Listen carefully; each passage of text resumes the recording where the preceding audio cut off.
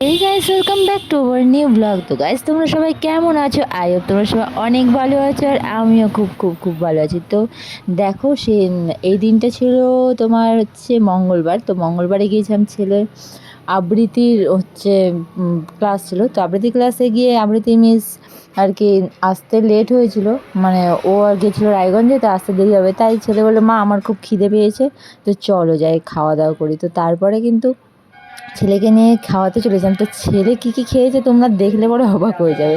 ও বললো প্রথমে, আমি চাউমিন খাবো মা, আর কিছু খাবো না। তো না, ঠিক আছে চাউমিন খেয়ে নে।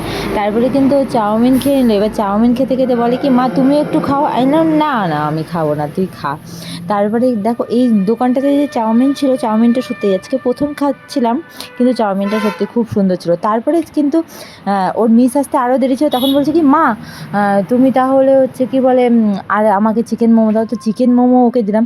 আর সেই দিন কী হয়েছিল বলো তো, একটা মানে এমন কাণ্ড হয়েছিল যে আমার কাছে আর কি টাকা ছিল না। তো এখনকার যুগে আমি এটার জন্যই এই ব্লগটা করা, যে এখনকার যুগে যদি হাতে টাকাও না থাকে, মোবাইল যদি থাকে, তো তোমাদের সব আর কি সলভ হয়ে যাবে, এটাই বলবো। কারণ ব্যাংকে হচ্ছে কি বলে, টাকা থাকলে পরে আর মোবাইল যদি সাথে থাকে, তাহলে কিন্তু প্রবলেম সলভ। দেখো, আমি এখানে খেয়েছিলাম সেদিন, আমরা আর কি খেয়েছিলাম এই 80 টাকার মতো জিনিস, কিন্তু আমার কাছে ছিল মাত্র 20 টাকা। তখন আমি কি করব, তারপরে আমি বললাম যে ফোনপে আছে, বললো হ্যাঁ ফোনপে আছে। তারপরে কিন্তু আমার আর কোনো চিন্তাই হলো না, আমি কিন্তু ফোনপেতে 80 টাকা দিয়ে দিলাম। তারপরে কিন্তু আমরা খাওয়া দাওয়া করলাম। এবার দেখো, এখানে যদি আমার এখনকার যুগে, এটা যদি আগেকার যুগে হতো, ফোনপেও থাকতো না, ছিল না।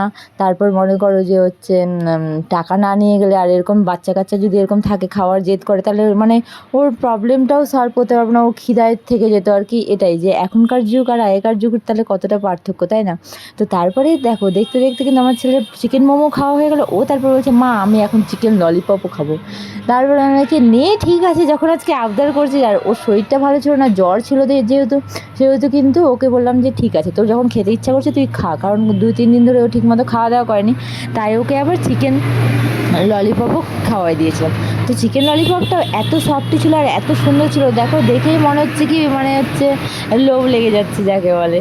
তো চলো, ভিডিওটা যদি ভালো লাগে তো অবশ্যই লাইক কমেন্ট করে দিও। আর আমরা জম্পেস করে খাওয়া দাওয়া করেছিলাম ওই দিন। আর এটাই বলবো যে এখনকার যুগ সত্যিই বেস্ট আগেকার যুগের থেকে, কারণ এখনকার যুগে অনেক সুযোগ সুবিধা চলে আসছে, যার জন্য কিন্তু আমাদের অনেকটাই লাভ হয়। আর এই যে দেখো, ছেলের হাতে মানে হচ্ছে ওয়ালে আর কি লেগে চিড়ে গেছিলো, আর ছেলের হাতটা এত ব্যথা ছিল। তো যাই হোক, ভিডিওটাকে এখানে শেষ করছি। যদি ভালো লাগে একটা লাইক করে দিও, আর যারা যারা পারবে একটু আমার পেজটাকে ফলো করে দিও। আর যারা ইউটিউব থেকে দেখছো তারা প্লিজ আমার চ্যানেলটাকে একটু সাবস্ক্রাইব করে দিও। আমার ইউটিউব চ্যানেলের নাম RKM ব্লগস, তোমরা তো জানোই। তো প্লিজ প্লিজ প্লিজ সবাই একটু আমার চ্যানেলটিকে সাবস্ক্রাইব করে দিও, আর আমার পাশে থেকেও সাপোর্ট করো আমাকে। আর আমার ভিডিওগুলি কেমন লাগছে তোমরা কিন্তু অবশ্যই জানাবে। আমাদের এখানে একটু গাড়ির আর কি আওয়াজ হচ্ছে, যেহেতু রাস্তার পাশে বাড়ি, গাড়ির প্রচণ্ড আওয়াজ হচ্ছে। আমার ভিডিওগুলি কেমন লাগছে তোমরা কিন্তু অবশ্যই জানাবে। আর ছেলের খাওয়ার স্টাইল দেখো খালি, ও একদম মজা করে খাচ্ছে। আর চোখ মুখগুলো দেখে আর কি ওর কি বলবো, মানে কেমন লাগছে যে ওর এতটা জ্বর ছিল। তারপরে কিন্তু ওর আবৃত্তি মিস চলে আসছিলো আর কি, আমরা ওদের বাড়িতে চলে গিয়েছিলাম। আর এই যে ও কিন্তু আবৃত্তি করতে আর কি বসেও গিয়েছিলো, তো ওদেরকে বললাম একটু হাই করে দে। তো ওরা একটু হাই করেছে, আরও অনেক কয়জন ছিল, তো এরাই ছিল। তো চলো, টাটা।